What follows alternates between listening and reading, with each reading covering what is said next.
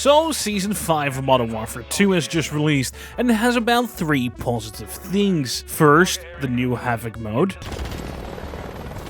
What you're seeing is advanced warfare. Second, the talking gun display. My last boss was terrible. Had a .7 KD. And is that a butt-mounted doggo? Yep.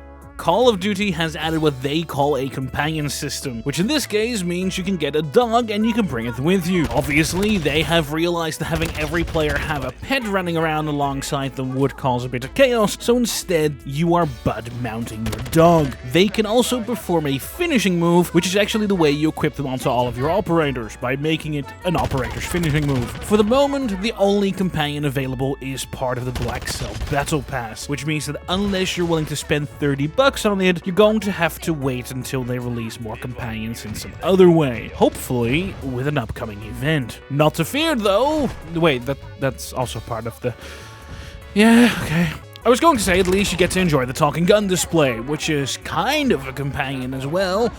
But no, the first one, called Gwen, is also part of the Black Cell Battle Pass. The obvious pattern forming right now is that cool new stuff is behind the Black Cell $30 Battle Pass paywall. Regardless, Gwen is a fun addition to the game to me. I'm actually kind of surprised they haven't done it before. I remember COD Vanguard's beta, where the announcer was extremely talkative, and I personally really liked it. Clearly, at the time, most didn't enjoy it. They didn't like having an announcer yell double, triple, ultra, whatever kill, and they sadly removed it from the game, and the announcer would only say it occasionally. I still think it would have been a good idea to have a toggle of sorts, so that people that liked it could enable it, and people that didn't care for it could just toggle it off. This is essentially that. It's a gun screen you can put on if you enjoy having a snarky AI comment on your gameplay, and when you're sick of her dunking on you losing again, you can switch to a gun without her. Because they've made it a gun screen, this also means that if and when we get to the point of having multiple of these, you can have different voices for different guns,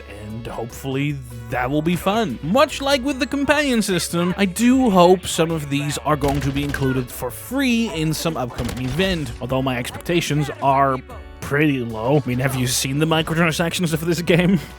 And to be fair, out of all the things to monetize, I do think this is the type of thing that actually makes the most sense to monetize. I mean, I am already dreading the 4,000 COD point packs because they include a gun screen and a rear-mounted dinosaur. But you know what? You know what's actually free?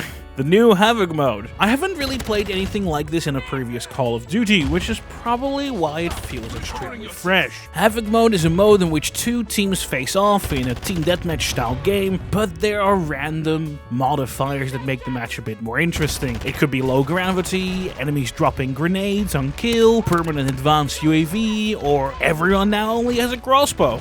Good luck! The modifiers stack up to 5 at a time, which means things can get quite chaotic. It's genuinely a good, fun, team-based party mode. Currently, it only really has one flaw, and that is that the total amount of modifiers from which the game rolls is fairly limited. If you play a match that gets the reroll modifier, you get to see a total of 10 modifiers in one match. And from the matches that I've played, and that's only been a handful, there seems to only be a pool of about 20 different modifiers, which means that if you play a couple of matches, you're going to likely run into the same combinations over and over, making the mode a little bit more meh. Luckily, this seems like an issue that can be fixed fairly easily by just adding more modifiers over time, but there is the distinct possibility that after this season, we'll conveniently forget that this mode ever existed, so then we'll just need to enjoy it for what it is at the moment.